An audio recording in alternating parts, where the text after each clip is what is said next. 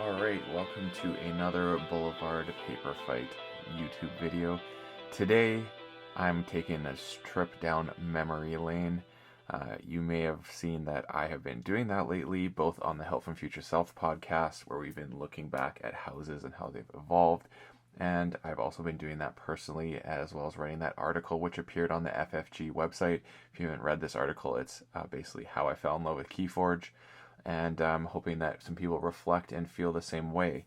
So that article, the link will be in the show notes here for this YouTube episode. But what I want to do today is, this is not the very first deck I ever opened, but this is the very first deck that I ever got in a sealed tournament. From my very first sealed tournament I ever played in KeyForge, and I won that tournament, and the prize was this beautiful wild wormhole mat right here. That was the prize. With Drohtin Glodsalem Queen with a Brobnar disc logos, and I want to go through this deck and just show you why this deck is amazing. Upon reflecting and looking back at all of the decks I have in KeyForge during this time of isolation, I realize that I have severely neglected this deck, and I'm now spending some time with it, and I realize I absolutely love it. So let me show you why I love this deck. So I have it broken up as it shows on the Archon card here.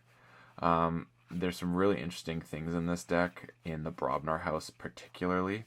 So let me just start that off right here. So it's got a blood money plus a double loot the bodies, which is something that I think can be really, really nice, because you have a thing like Earthshaker.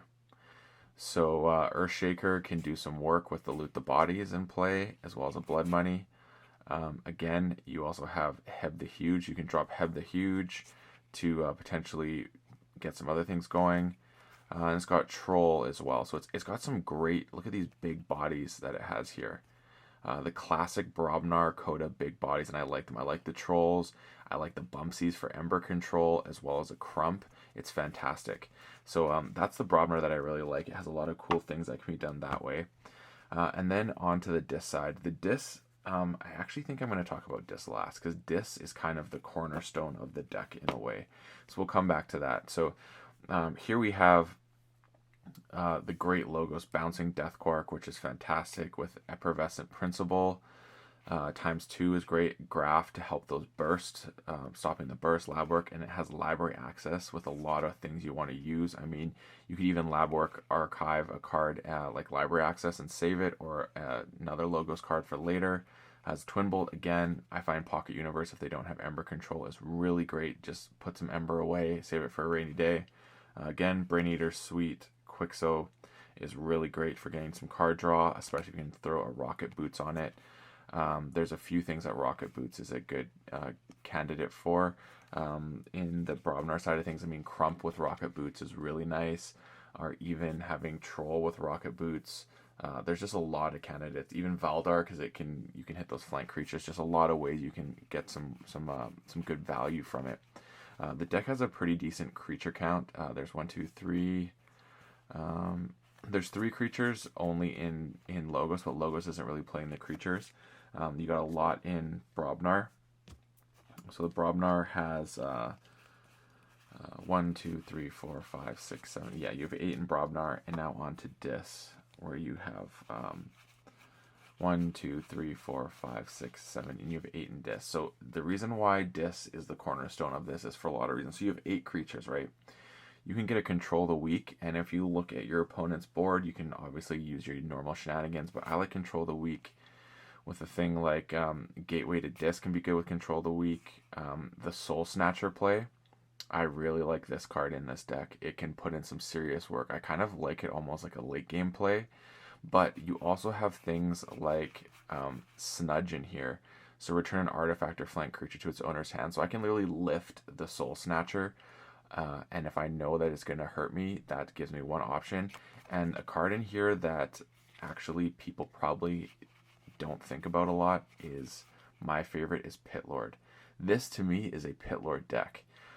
If I can draw Pit Lord and then throw down Snudge on the other side on the taunt, I can basically don't put anything on the other side, so Pit Lord stays on the flank.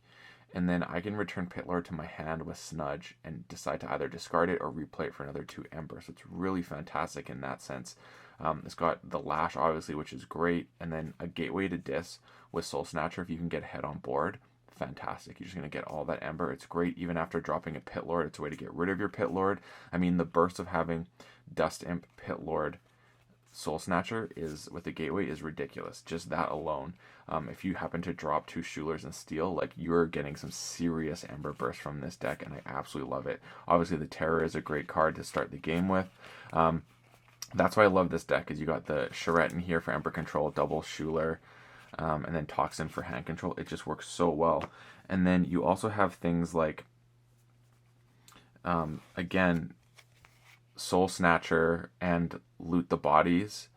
I mean, that is the counterintuitive side of this. That's where it's not the greatest. You got to be careful about the order that things come. Again, the reason why Lab Work could be in play. So Soul Snatcher is the one thing that's in here that you kind of have to be careful when you play it. But if you can get it in the right order, it can put some like serious pressure on your opponent. The idea is you want to kind of get a board ahead of them and then drop it, and especially with a Gateway, so that you're doing like a Gateway burst. Ember burst is really nice. So you can do that. Again, in the Logos, there's some great ways to have just some great draw. Like the Library Access, you kind of almost want to use it to build up even your Dis hand for the Pit Lord turn, or a Brobnar hand with the Loot the Bodies, Blood Money type of thing going on. So there's a few ways you can make this work, especially like dropping Rocket Boots on your Brobnar creature before you're going to have a Brobnar turn. It's really nice. So you're kind of using the Logos to set things up.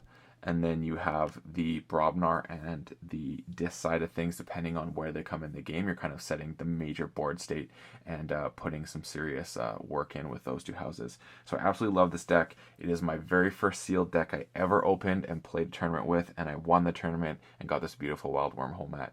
So this is my trip down memory lane for my very first sealed deck and first sealed tournament as a result.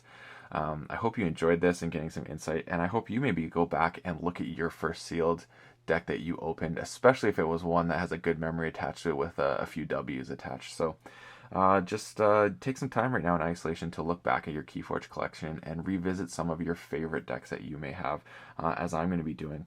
Next up will be my very first deck that I ever opened, and it's also one of my favorite decks. So until next time, please do like and subscribe, and check out some of those other videos. And as always, may your Ember never be stolen and your keys forged promptly. Have a good one.